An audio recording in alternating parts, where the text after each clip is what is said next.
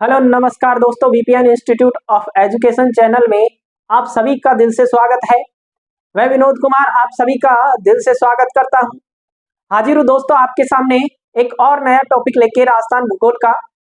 हमने जो पिछली कक्षाएं थी राजस्थान के भूगोल से संबंधित, उसमें राजस्थान के सामान्य ज्ञान से संबंधित चर्चाएं की थी दोस्तों। और साथ ही एक और बात बता दूं आपको, भूले नहीं कि हमारे जो क्लासेज है धमाका सीरीज के तहत चल रही है दोस्तों। धमाका सीरीज हमने होली स्पेशल पर एक नई सीरीज शुरू की थी दोस्तों। उसी के अंतर्गत हम कंटिन्यू इन क्लासों को ला रहे हैं। तो आज एक और राजस्थान के नए टॉपिक के साथ हाजिर हूं। शुरुआत करते हैं दोस्तों। तो मेरे साथ हेडिंग लगाए दोस्तों नए टॉपिक की, राजस्थान में राजस्थान के भौतिक प्रदेश।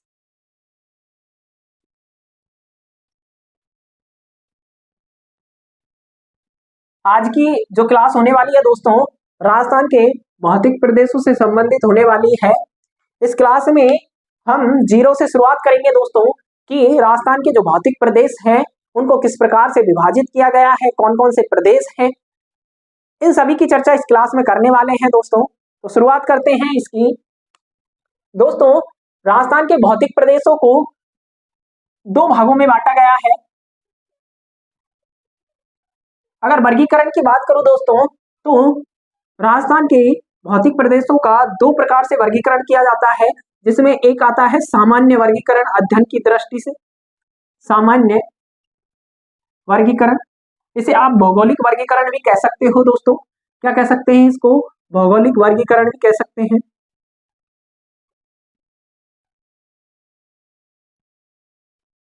भौगोलिक वर्गीकरण। जबकि जो दूसरा वर्गीकरण है दोस्तों, वो करेंगे हम इसका। अगर दूसरे वर्गीकरण की बात करूं तो दोस्तों वो है व्यक्तिगत वर्गीकरण।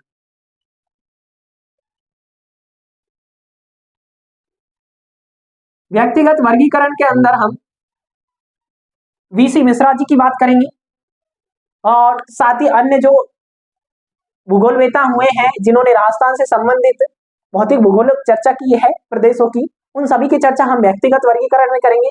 जबकि हम यहाँ सामान्य वर्गीकरण के अंदर सामान्यतः जो राजस्थान को भौतिक भूगोल या मैं करूं भौतिक प्रदेशों में जो बांट रखा है उन्हीं की चर्चा हम इसमें करने वाले हैं। तो आप हेडिंग लगा दें सामान्य वर्गीकरण।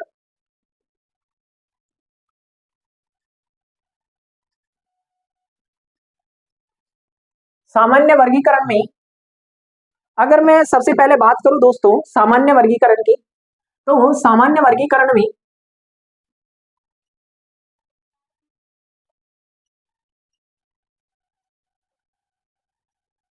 सामान्य वर्गीकरण के आधार पर मैं बात करूं तो सामान्यतः राजस्थान को चार भौतिक प्रदेशों में बांट रखा है दोस्तों।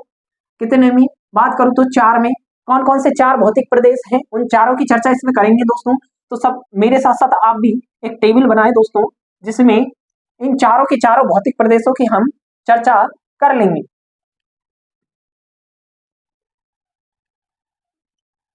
अगर बात करूं दोस्तों इन चार भौतिक प्रदेशों की सामान्य वर्गीकरण के अनुसार अध्ययन की दृष्टि से राजस्थान के भौतिक प्रदेशों को चार भौतिक प्रदेशों में बांट रखा है।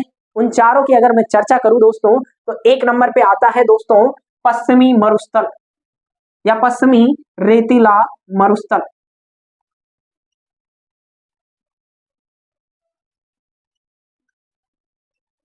पश्चिमी रेतीला मरुस्थल प्रदेश।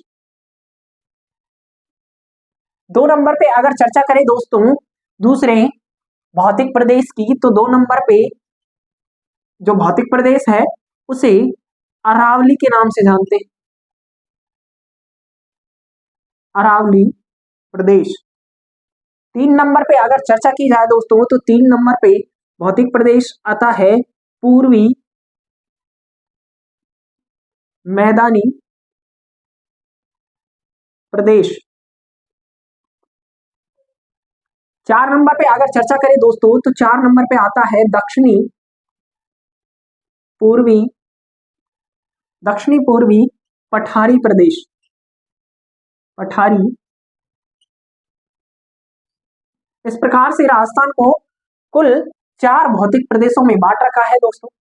एक नंबर पे मैंने कहा, एक नंबर पे भौतिक प्रदेश आता है पश्चिमी रेतीला मरुस्थल, 2 नंबर पे अरावली, 3 नंबर पे बात करूं तो पूर्वी मैदानी प्रदेश, और 4 नंबर पे अगर बात की जाए दोस्तों तो दक्षिण पूर्वी मैदानी प्रदेश या पठारी प्रदेश। पठारी प्रदेश की हम चर्चा करेंगे दोस्तों। मैं बात करूं अगर मरुस्थल की, तो ये जो मरुस्थल का क्षेत्र है कुल राजस्थान के क्षेत्रफल का लगभग 61.11% क्षेत्रफल पर फैला हुआ है। बात करूं अरावली की दोस्तों, तो अरावली लगभग राजस्थान के लगभग 9% भूभाग पर फैला हुआ है। बात करें पूर्वी मैदानी प्रदेश की दोस्तों, तो लगभग 23.3% भूभाग पर पूर्वी मैदानी प्रदेश फैला हुआ है। और अंतिम रूप से अगर बात करूं मैं किसकी, पठारी प्रदेश की, तो लगभग अगर बात करें तो 6.59% क्षेत्र या भूभाग पर कौन सा प्रदेश फैला हुआ है, दक्षिणी पूर्वी पठारी प्रदेश। एक बार फिर से बता दूं कि राजस्थान को सामान्य वर्गीकरण के अनुसार अध्ययन की दृष्टि से 4 भौगोलिक प्रदेशों में या भौतिक प्रदेशों में बांट रखा है, जिसमें पहला रेतीला मरुस्थल है, जिसे के अंतर्गत राजस्थान का 61.11% क्षेत्र आता है। बात करूं अरावली प्रदेश 2 नंबर पे, जो कि 9% क्षेत्रफल पर फैला हुआ है। बात करें 3 नंबर पर पूर्वी मैदानी प्रदेश, तो लगभग 23.3% भूभाग पर यह क्षेत्र फैला हुआ है। 4 नंबर पर दक्षिणी पूर्वी पठारी प्रदेश, जो कि 6.59% क्षेत्र पर फैला हुआ है। देखिए आगे करें चर्चा।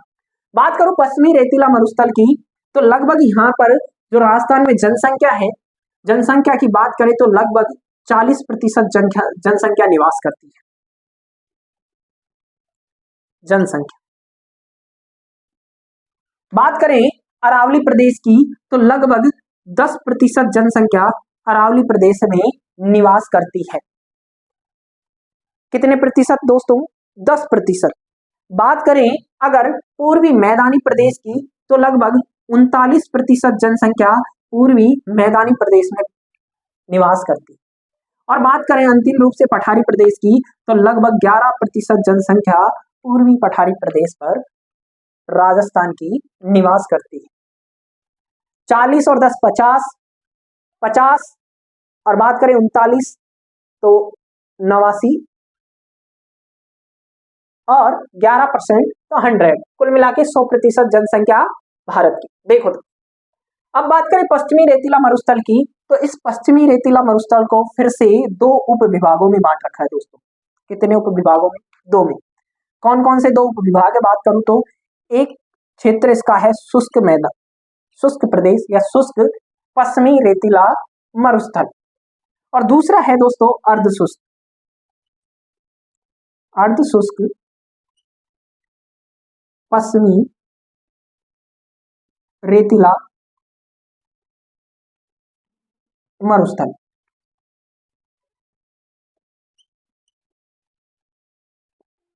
ठीक है दोस्तों।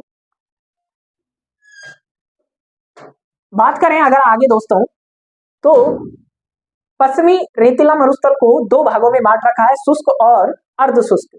इस पश्चिमी रेतीला मरुस्थल को 2 भागों में बांट रखा है दोस्तों, शुष्क पश्चिमी रेतीला मरुस्थल और अर्धशुष्क पश्चिमी रेतीला मरुस्थल। दोस्तों शुष्क पश्चिमी रेतीला मरुस्थल की फिर से 2 पार्ट कर रखे हैं दोस्तों। अगर चर्चा करें कौन कौन से, तो 1 नंबर पे बालू का स्तूप मुक्त प्रदेश, और 2 नंबर पर अगर बात करें दोस्तों इसी के अंदर, तो 2 नंबर पर इसका जो भाग कर रखा है दोस्तों, बालू का स्तूप युक्त प्रदेश।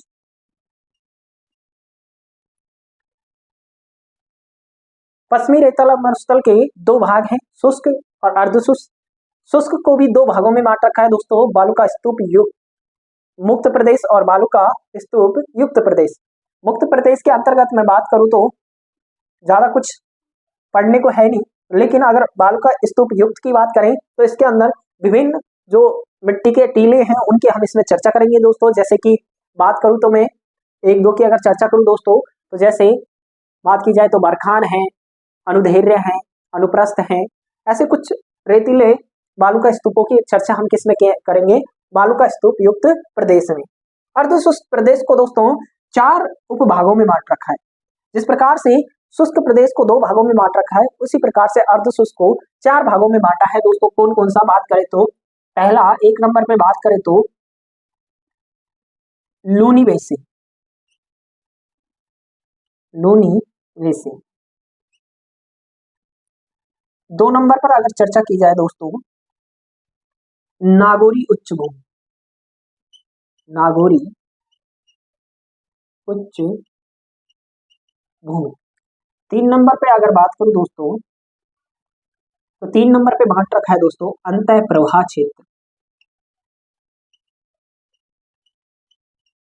इसी को शेखावटी क्षेत्र भी कहते हैं दोस्तों। 4 नंबर पर अगर बात करें दोस्तों, 4 नंबर पे इसका क्षेत्र बांट रखा है दोस्तों घग्गर प्रदेश।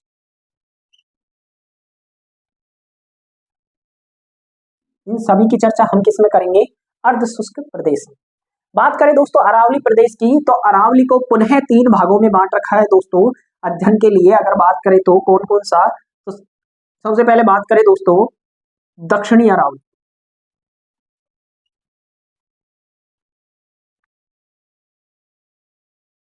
दक्षिणी अरावली। 2 नंबर पर अगर बात करें दोस्तों मध्य अरावली,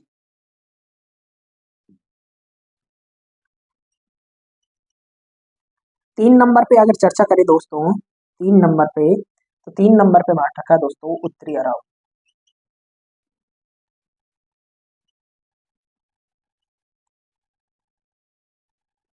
अरावली के 3 भाग कर रखे हैं दोस्तों, दक्षिणी, मध्य और उत्तरी अरावली। दक्षिणी अरावली में हम अरावली की महत्वपूर्ण चोटियां, ऐसे ही मध्य में और ऐसे ही उत्तरी अरावली में चर्चा करेंगे। बात करूं दोस्तों पूर्वी मैदानी प्रदेश की, तो पूर्वी मैदानी प्रदेश को दोस्तों पुनः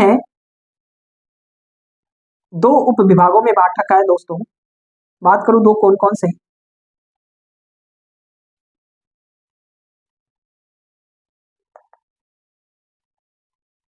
पूर्वी जो मैदानी प्रदेश है दोस्तों उसे बात करें तो 3 उप विभागों में बांट रखा है दोस्तों, 2 नहीं 3। कौन कौन से, बात करें 1 नंबर पे बाण गंगा का मैदान, बाण गंगा का मैदान। 2 नंबर पे अगर बात करें दोस्तों चंबल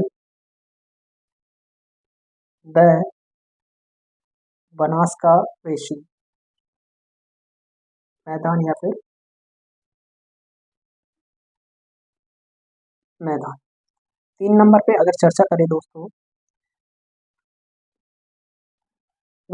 चंबल बनास के बेसिन में चंबल का बेसिन अलग और बनास का बेसिन हम अलग पढ़ेंगे। बात करूं 3 नंबर पे, तो इसी को अध्ययन की दृष्टि से 3 नंबर पे माही के बेसिन में और बांट रखा है, माही का मैदान। ऐसे ही कुल अगर बात करूं पूर्वी मैदानी प्रदेश की, तो इसको 3 भागों में बांट रखा है। कौन कौन से, बात करूं तो मैंने कहा सबसे पहले अगर बात करूं तो बाणगंगा का मैदान, जिसमें जयपुर, दौसा, अलवर, भरतपुर का क्षेत्र आ जाता है।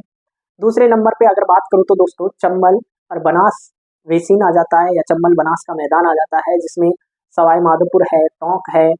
बात करूं तो अजमेर का क्षेत्र है, कुछ क्षेत्र इसमें जयपुर का भी आ जाता है, सवाई माधोपुर का आ जाता है, गंगापुर सिटी है। इन सभी का क्षेत्र किसमें आ जाता है, बूंदी है, इसमें आ जाता है चंबल बनास बेसिन। और माही का जो मैदानी क्षेत्र है दोस्तों, इसके अंतर्गत हम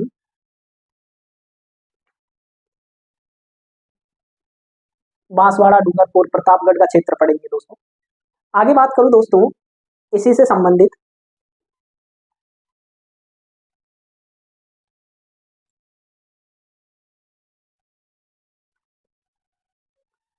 तो अगर मैं आगे बात करूं दोस्तों दक्षिणी पूर्वी पठारी प्रदेश की, दक्षिणी पूर्वी पठारी प्रदेश को दोस्तों दो भागों में बांट रखा है। कितने भागों में दोस्तों? दो में। कौन कौन सा? एक बात करूं दोस्तों एक नंबर पे, तो विंध्यन विंध्यन कगार भूमि, और दो नंबर पे अगर बात करूं दोस्तों विंध्यन कगार भूमि, दो नंबर पे जो क्षेत्र बांटा है दोस्तों दक्षिणी पठारी प्रदेश का, उसमें है दोस्तों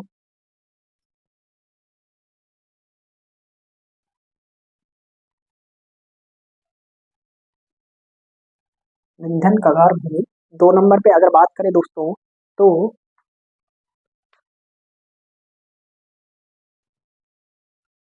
दक्कन का क्षेत्र, दक्कन का पठारी प्रदेश।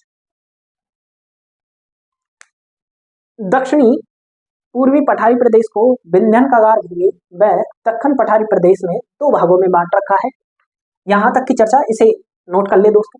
इसके आगे मैप में इन सभी क्षेत्रों को देखते हैं ताकि समझने में आसानी हो।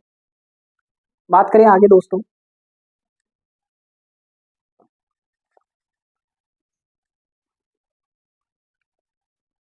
इसमें से हम एक एक क्षेत्र को उठाएंगे और एक एक का अध्ययन करेंगे। सबसे पहले एक नंबर पे हेडिंग लगा दे दोस्तों पश्चिमी रेतीला मरुस्थल। सबसे पहले मैं चार भौतिक प्रदेशों की स्थिति बता दूं दोस्तों मैप के अनुसार। अगर बात करें राजस्थान के मैप में,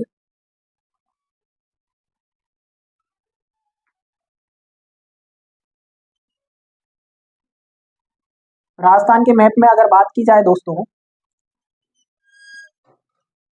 इन क्षेत्रों की,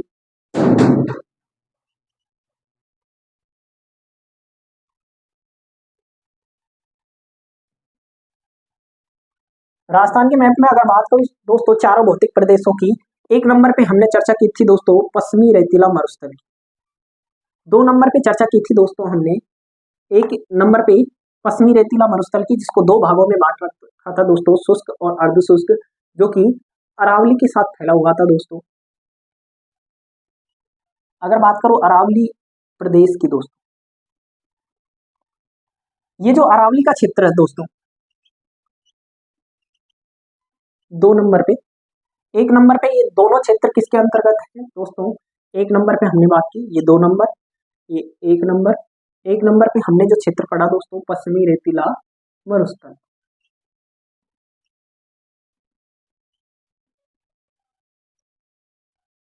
इसके बाद बात करूं दोस्तों एक प्रदेश हमने पढ़ा दोस्तों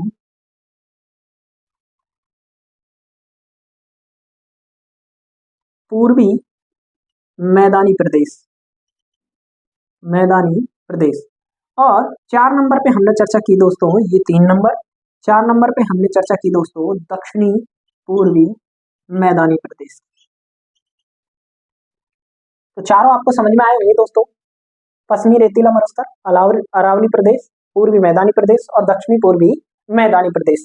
अब बात करें दोस्तों पश्चिमी रेतीला मरुस्थल की, तो इसे मैंने कहा कि अध्ययन की दृष्टि से दो क्षेत्रों में बांट रखा है दोस्तों। बात करें कौन कौन से, एक नंबर पे ये जो क्षेत्र है इसे बांटा दोस्तों शुष्क प्रदेश में, और ये जो है दोस्तों इसे कहा अर्ध शुष्क। दोस्तों ये जो लाइन है जो मैंने बनाई है,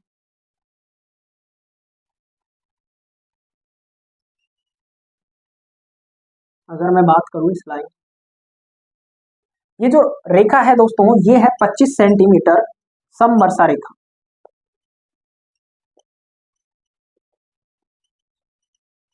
25 सेंटीमीटर समवर्षा रेखा पश्चिमी रेतीला मरुस्थल को दो भागों में बांट देती है, शुष्क और अर्ध शुष्क में। इसके बाद आगे बात करूं दोस्तों, ये जो शुष्क प्रदेश है इसके अंतर्गत हमने दो भाग पढ़े थे। एक भाग हमने पढ़ा था दोस्तों बालुका स्तूप युक्त,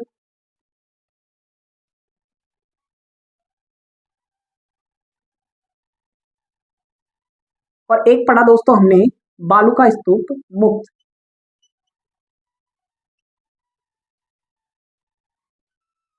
इस प्रकार से हमने दो क्षेत्र पढ़े दोस्तों, बालुका स्तूप युक्त और बालुका स्तूप मुक्त प्रदेश। किसके अंतर्गत बात करूं तो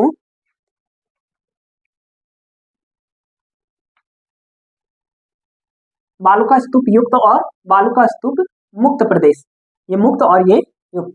बात करें इसके बाद में, हमने जो अर्ध शुष्क क्षेत्र है उसको चार भागों में बांटा दोस्तों। एक भाग बांटा दोस्तों लूनी बेसिन का, एक भाग हमने बांटा दोस्तों नागौरी उच्च भूमि का,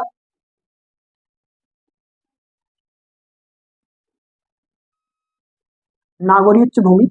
एक क्षेत्र दोस्तों हमने बांटा शेखावटी प्रदेश, या फिर उसी को कहते हैं दोस्तों अंतः प्रवाह क्षेत्र।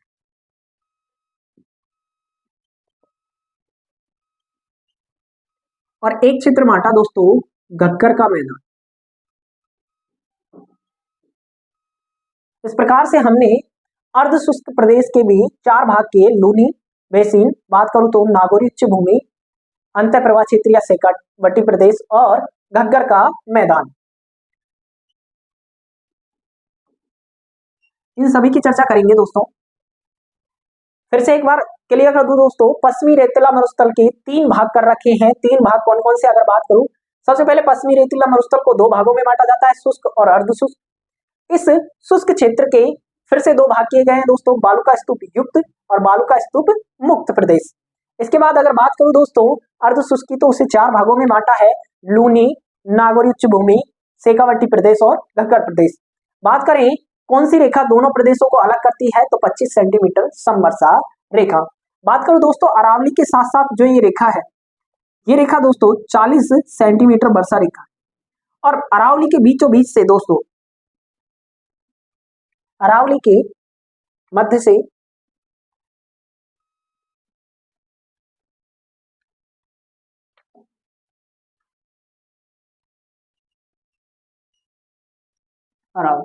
अरावली के मध्य से दोस्तों एक रेखा वर्षा रेखा गुजरती है, और उस वर्षा रेखा की बात करूं दोस्तों तो 50 सेंटीमीटर सम वर्षा रेखा।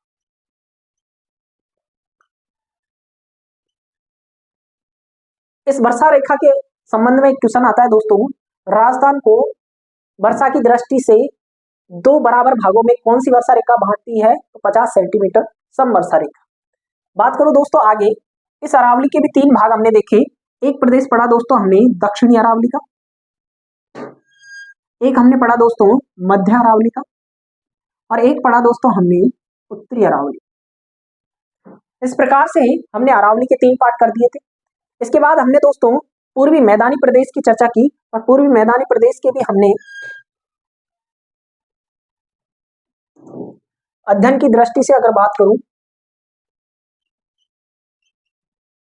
पूर्वी मैदानी प्रदेश, इसे भी दोस्तों तीन भागों में बांटा था।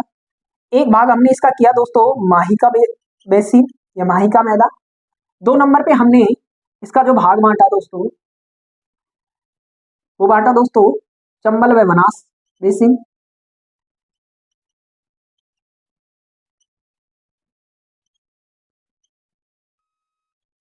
और तीन नंबर पे दोस्तों एक भाग बांटा हमने बाण गंगा का मैदान।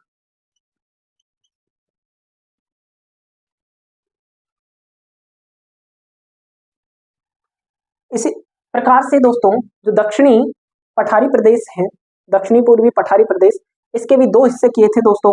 एक तो हमने एक हिस्सा किया था इसका विंध्यन कगार भूमि, जो चंबल के साथ साथ इस रूप में फैली हुई है दोस्तों। एक भाग तो हमने किया इसका विंध्यन कगार भूमि,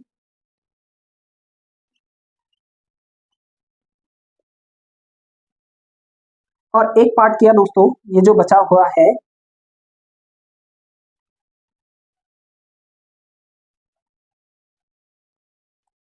एक भाग किया दोस्तों विंध्यन कगार भूमि, और दूसरा जो इसका पार्ट है दोस्तों वो हमने किया दक्कन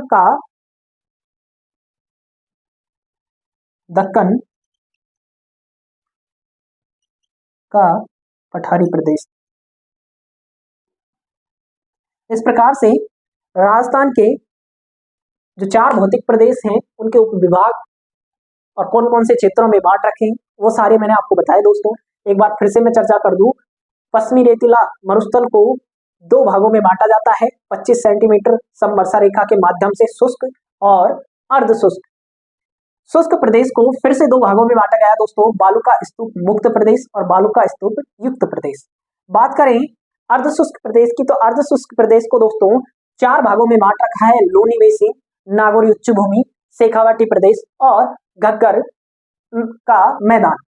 बात करें दोस्तों अरावली की, तो अरावली को अध्ययन की दृष्टि से तीन भागों में बांट रखा दोस्तों, दक्षिणी अरावली, मध्य अरावली और उत्तरी अरावली। इसके बाद बात करें दोस्तों पूर्वी मैदानी प्रदेश की, तो पूर्वी मैदानी प्रदेश को तीन भागों में बांटा, माही नदी का मैदान, चंबल बनास नदी का मैदानी प्रदेश और बाणगंगा का मैदानी प्रदेश। बात करें दक्षिणी पूर्वी मैदानी प्रदेश की दोस्तों, तो इसे हमने फिर से दो भागों में बांटा, विंध्यन कगार भूमि और दक्कन का पठारी प्रदेश या दक्कन का लावा युक्त पठारी प्रदेश। दोस्तों एक नंबर पे हेडिंग लगा दिया आप पश्चिमी रेतीला मरुस्थल।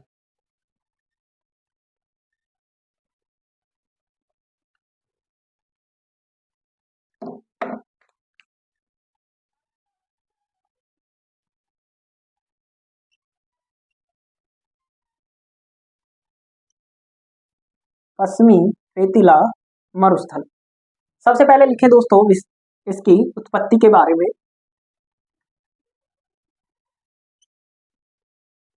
उत्पत्ति की अगर बात की जाए दोस्तों,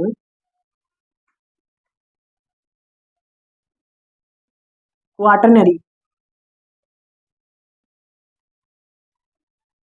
या बात करें चतुर्थक, इसी को क्या कह देते हैं दोस्तों, चतुर्थक कल्प के प्लीस्टोसीन युग।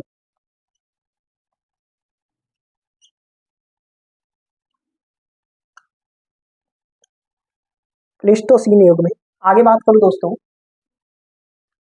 उत्पत्ति के बाद टेथिस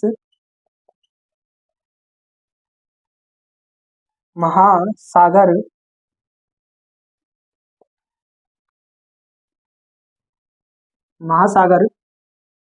का बचा हुआ भाग, टेथिस महासागर का क्या है, ये बचा हुआ भाग है।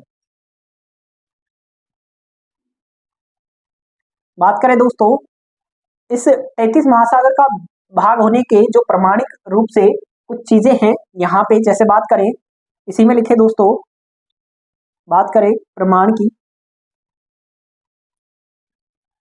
सबसे पहले लिख दे दोस्तों झीलें हैं यहाँ पे, खारे पानी की, खारे पानी की झीलें, खारे पानी की झीलें। और लिखे दोस्तों इसी में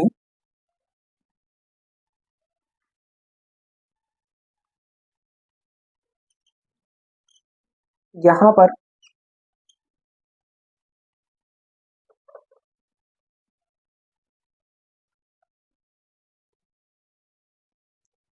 खारे पानी की झीलें,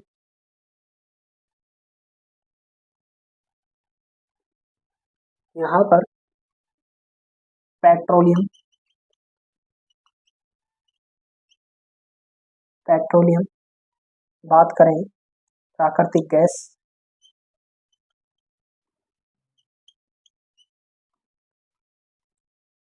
व लिग्नाइट कोयला, लिग्नाइट कोयले के भंडार है।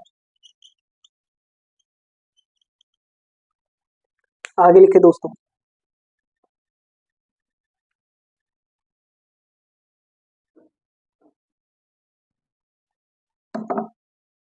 आगे लिखें विस्तार कहाँ तक फैला हुआ है। तो बात करें दोस्तों विस्तार की, तो 20 जिलों में इसका क्या फैला हुआ है, क्षेत्र फैला हुआ है दोस्तों। कौन कौन से, तो ऊपर से एक साइड से लिखना शुरू करें दोस्तों, श्री गंगानगर, श्री गंगानगर, अनूपगढ़ जो इसी से बना है, अनूपगढ़। आगे बात करूं दोस्तों बीकानेर, 4 नंबर पे बात करें दोस्तों जोधपुर, जोधपुर, जोधपुर ग्रामीण,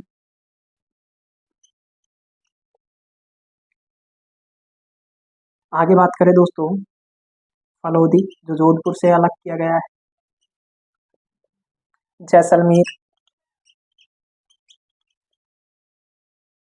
बाड़मेर, बालोतरा, बालोतरा, पाली, जालोर, जालोर, सांचौर,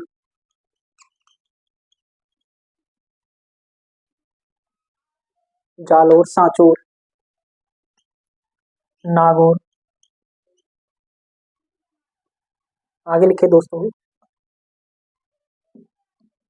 डीडवाना कुचामन, डीडवाना कुचामन। और बात करूं दोस्तों तो सीकर, चूरू, झुंझुनू,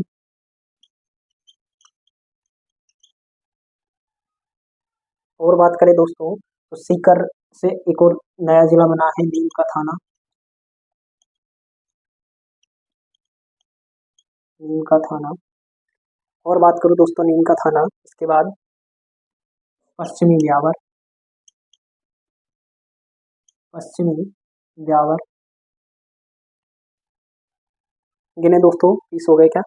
1 2 3 4 5 6 7 8 9 10 11 12 13 15 16 17 18 19, कौन सा रह गया?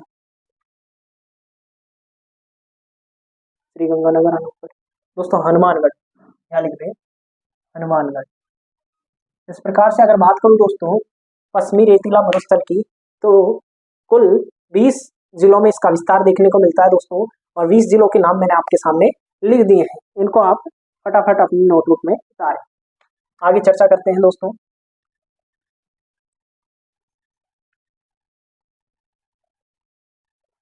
विस्तार के बाद इस क्षेत्र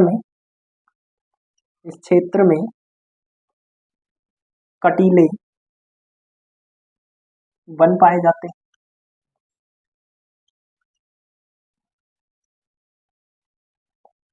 जनसंख्या 40%। बात करें दोस्तों जैसलमेर में, जैसलमेर में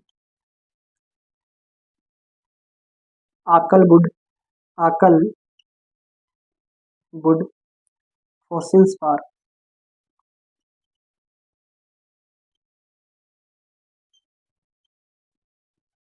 आकल काष्ठ जीवाश्म उद्यान हिंदी में, आकल वुड फॉसिल्स पार्क स्थित है जिसमें प्राचीन, कोष्टक में लिखते दोस्तों 18 करोड़ वर्ष पूर्व, प्राचीन 18 करोड़ वर्ष पूर्व वनस्पति के साक्ष्य मिले, पति के साक्ष्य या अवशेष मिले,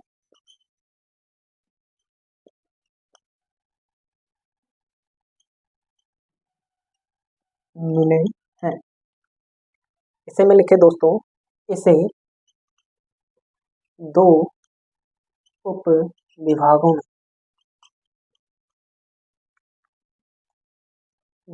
में बांटा गया है। कौन कौन से अगर बात करें 2 उप विभाग, आगे लिखे दोस्तों 1 नंबर पे लिखते हैं आप शुष्क पश्चिमी रेतीला मरुस्थल, और 2 नंबर पे लिखते दोस्तों इसी में, 1 नंबर पे लिखे दोस्तों इसी में शुष्क पश्चिमी रेतीला मरुस्थल।